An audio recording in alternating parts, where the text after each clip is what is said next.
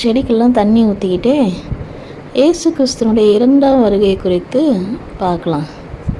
இயேசு கிறிஸ்து மீண்டும் வரப்போகிறார் என்று கிறிஸ்தவர்கள் சொல்வதை கேட்டிருப்பீர்கள். ஆம், அவர் மீண்டும் வரப்போகிறார்.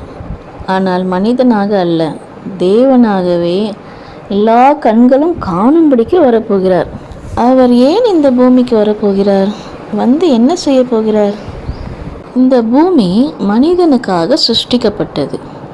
ஆனால் அந்த மனிதனோ தேவனுடைய கட்டளையை மீறி பிசாசனுடைய வார்த்தைக்கு செவி கொடுத்தபடினாலே இந்த உலகமானது பிசாசனுடைய கையில் போயிடுச்சு.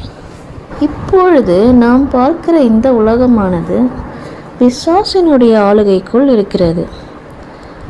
ஒருவேளை அந்த மனிதன் பிசாசனுடைய வார்த்தைக்கு செவி கொடாமல் தேவனுடைய கட்டளையை ஏற்று நடந்திருந்தால் அப்போது இந்த உலகம் எப்படி இருந்திருக்கும் என்று காட்டுவதற்காகவே, மனிதன் அறிந்து கொள்வதற்காகவே தேவன் ஆளுகை செய்யும்படி 1000 வருஷம் இந்த பூமியிலே அவருடைய ஆட்சி நடக்கப் போகிறது.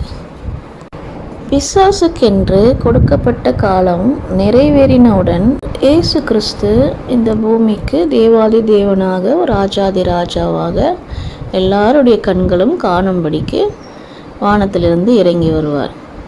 எல்லா ஜனங்களுக்கும் அறிவிக்கப்பட்ட பிறகுதான் ஆண்டவர் பூமிக்கு தேவனாக வருவார்.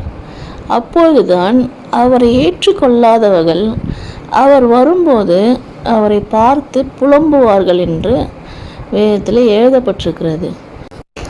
இயேசு வருகிறார், ஜெயம் கோரிடுவோம், இதோ வருகிறார், ஓசன்னா பாடுவோம், பேரும் துணியாய் அவருடையோர் அவரை சந்தித்திடுவார்.